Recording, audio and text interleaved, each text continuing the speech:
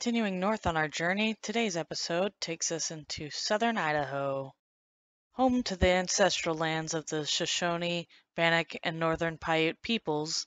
It is known as the Magic Valley to some. Lori and I, no doubt, immediately fell in love with the landscape. People think Colorado's beautiful. I think they have not seen Idaho. Right. Idaho is the most underrated state in the entire United States, I'm convinced. We headed in search of a town historically used by Native Americans for its geothermal mineral springs, known today as Lava Hot Springs. Because of the historical importance as a major travel corridor, first for indigenous tribal groups for hundreds of years prior to European settlers, then later for fur trappers and traders, the valleys of this area have been nicknamed the Gateway to the Northwest and part of the Oregon Trail. Lori and I were super excited to get to the campground and check in because this KOA had a special surprise in store for the puppies. Plus, it was right on the river. They even had little cabins for those non-RVers. Best KOA that we've stayed at. There's the van. The doggies have their own little yard.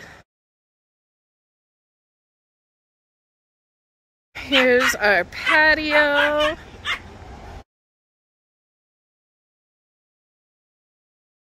And the river, the view is spectacular. Needless to say, the dogs were thrilled, and so were we. Because of the persistent approach of winter, we couldn't stay long. But even if it was only for one night, this was one of the nicest KOAs I've ever seen.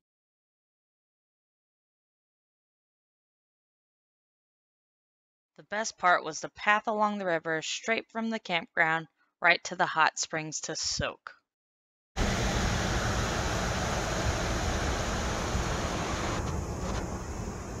The area known today as Lava Hot Springs was historically used by the Bannock and Shoshone tribes as a gathering place to bathe, rest, and worship the Great Spirit. Though internationally famous today, it is important to remember the historical significance the springs held to indigenous tribes as a shared place of refuge and peace long before colonization. While lucky enough to experience the springs today, we mustn't forget their importance. Today's springs host 5 different hot pools, located in a sunken garden setting. The spring's 2.5 million gallons are fueled from an ancient underground volcano.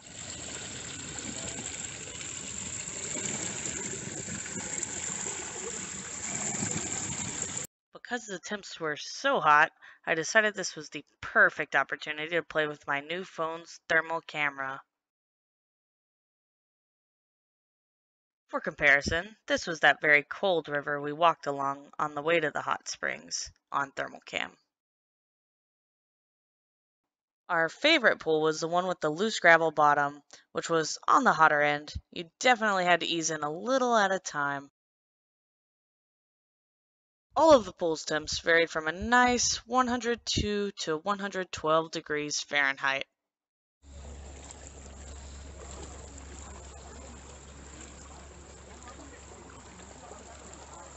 It was finally time to play with my thermal camera again and get on my wife's nerves. Lori, oh my god, are you okay? I'm not gonna get spotted either. She loves me, just trust me. Time for experiments. I tried to see if I could get the cold water bottle to warm enough to change colors from blue. If only my assistant would cooperate. 3, 2, 1. Drop it. Drop it. Drop it all the way. Drop it all the way. Drop it all the way. If I drop it all the way, it's gonna float off. Do it. What did you find? You're really gonna try and make it red?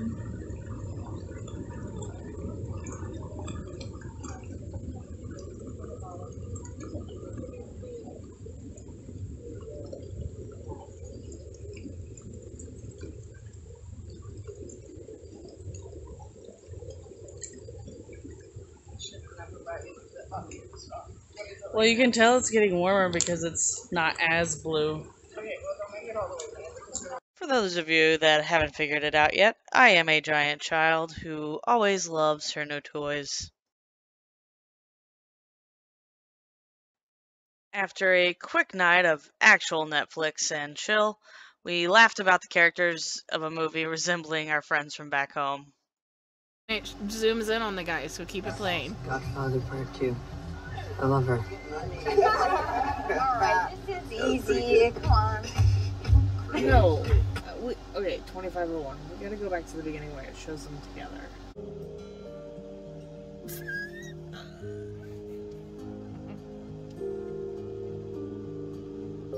I'll know who you are.